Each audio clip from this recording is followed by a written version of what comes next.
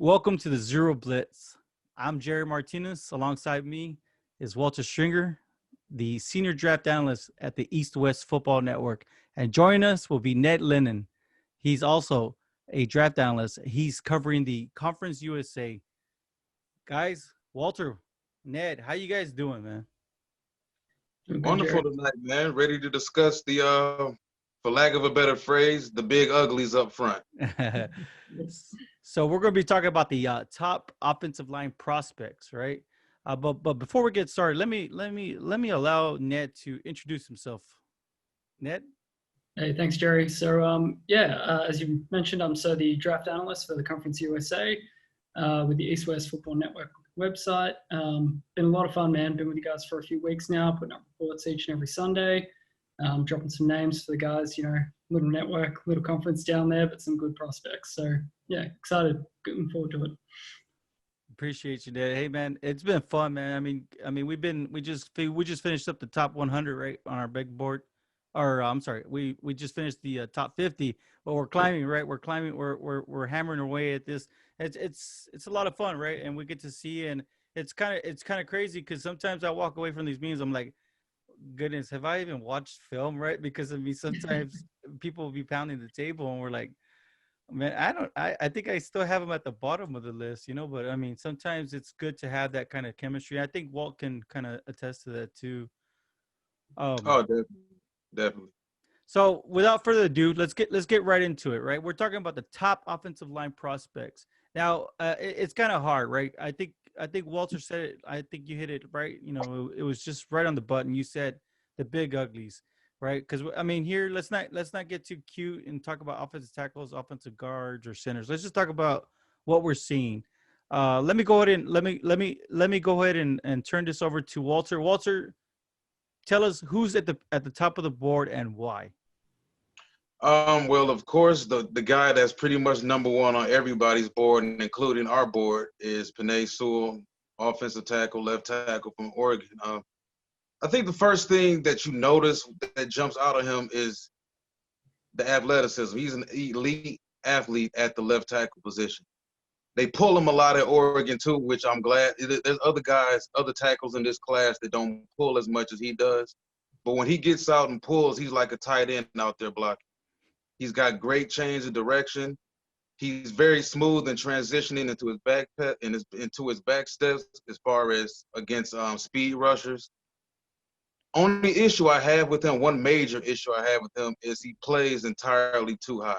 And I have seen him get bull rushed by some guys, but if you just look at him overall, the athleticism alone, you can see exactly why people have him number one on the boards. Oh yeah, I'm gonna I'll be one to say I think that the way he moves his feet, he's just gliding out there.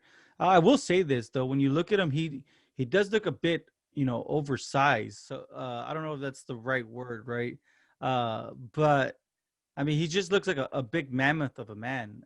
It's just insane. I don't know how to explain it.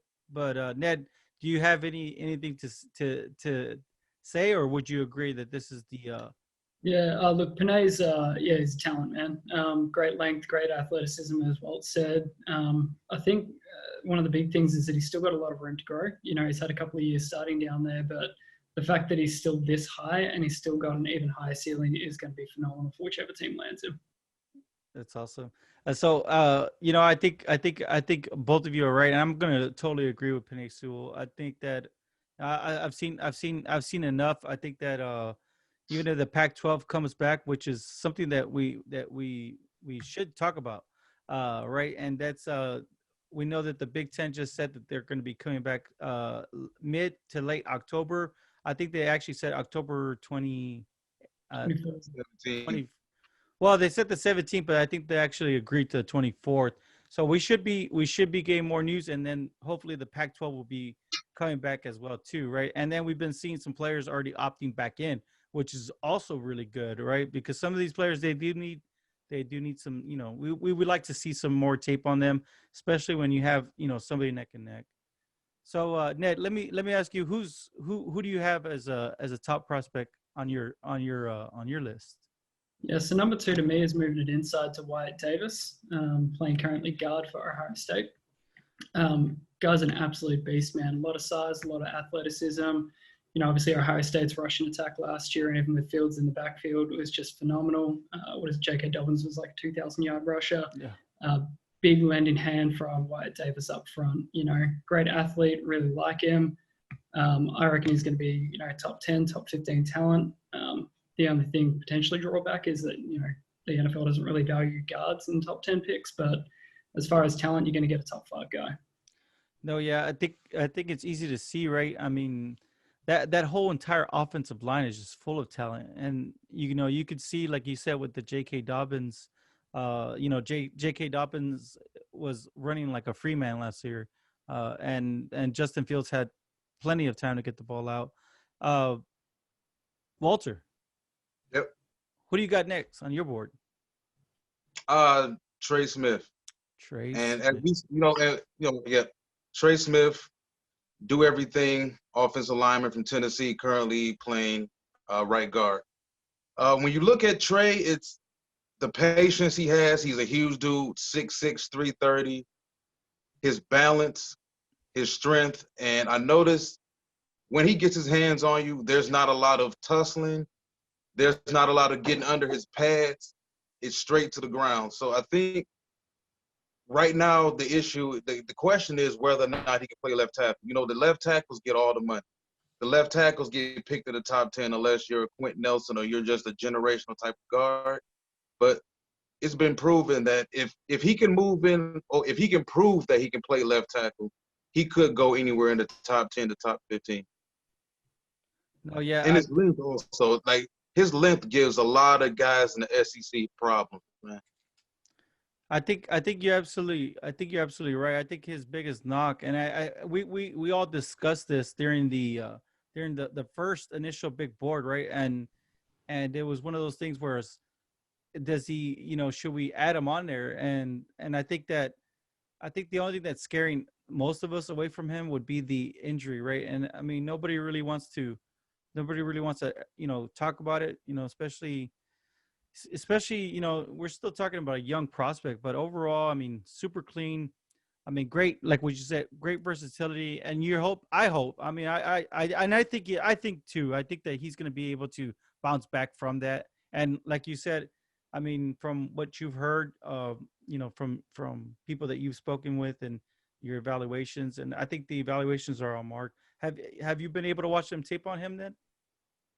A little bit, yeah. And I remember, I think the big concern around the blood clots were back in 2018. He played most, if not all, of last season as well. So I think for me, it's not as much of a concern. I think the big thing is going to be when the combine comes around and they can get a full medical done on him and see kind of where the status is at and see, for themselves with their own doctors what they're looking at.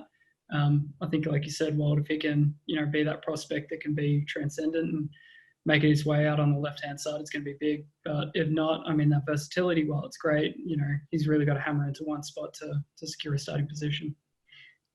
Oh yeah. Yeah.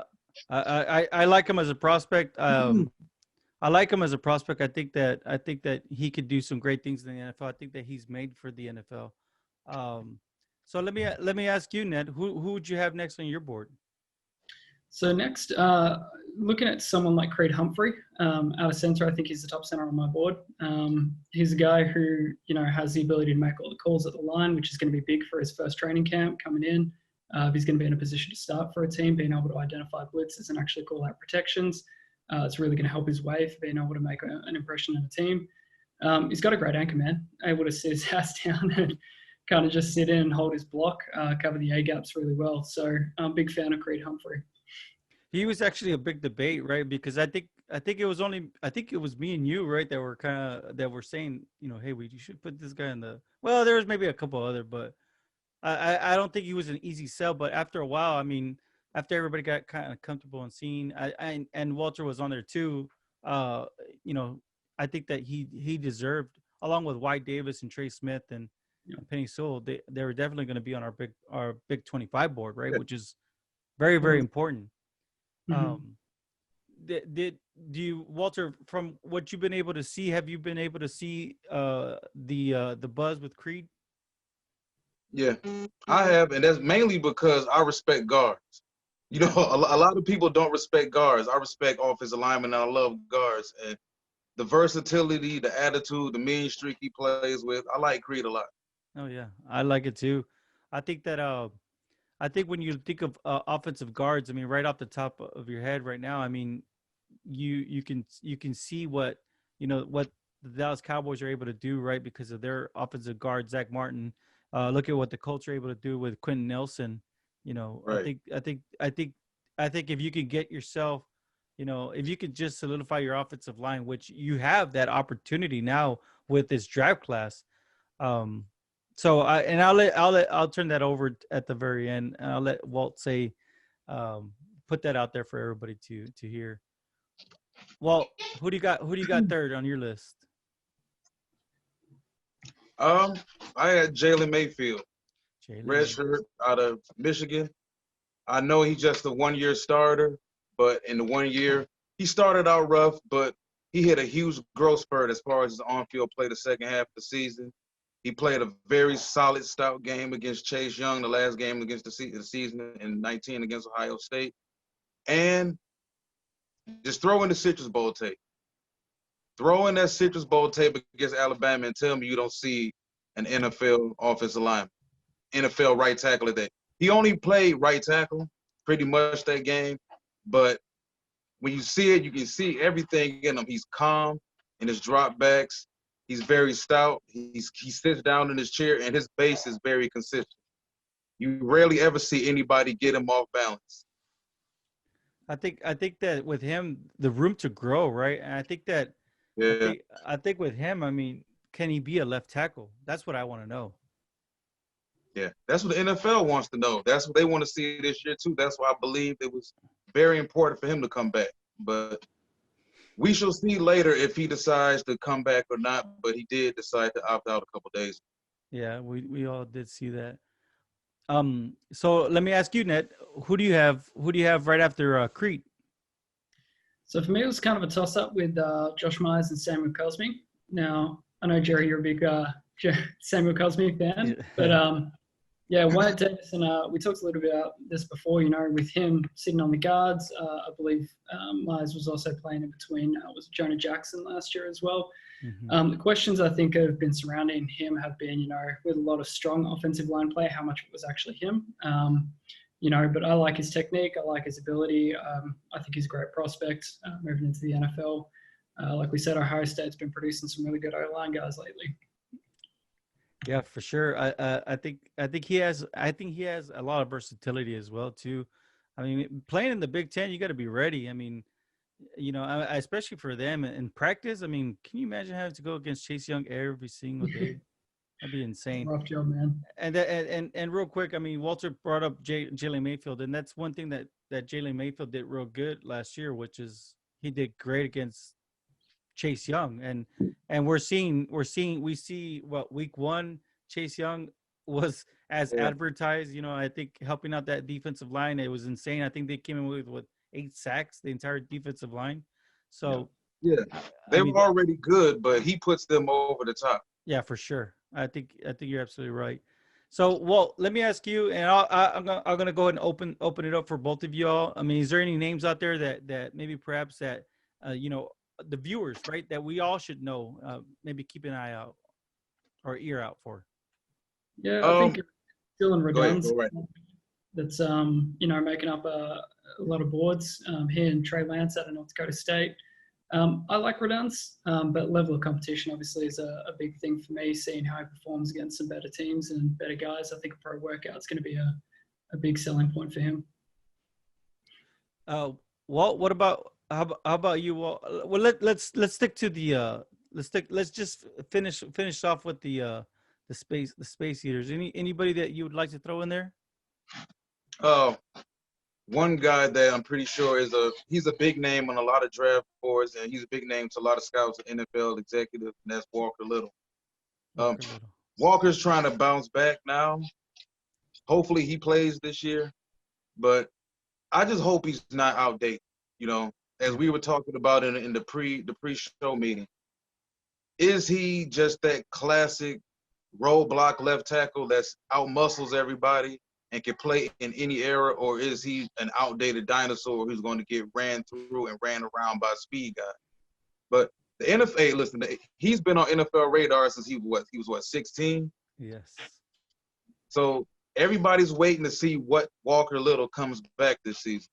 I think if he comes back and he shows he has a strong showing for the Pac, that's if the Pac-12 plays. So if he comes back and he has a strong showing, Walker could easily make his way back into the first round. No, definitely. I think that when we're finishing up when we're rounding off our big board for the top 50, I mean I had to pound the table for Alex Leatherwood at the very end. And, you know, I kind of gave up, but I think that's a definitely a name to keep an eye out for too as well. Um, what do you think about him? Well, overall, He's losing steam. Um, he looked like a turnstile to me in some games last season.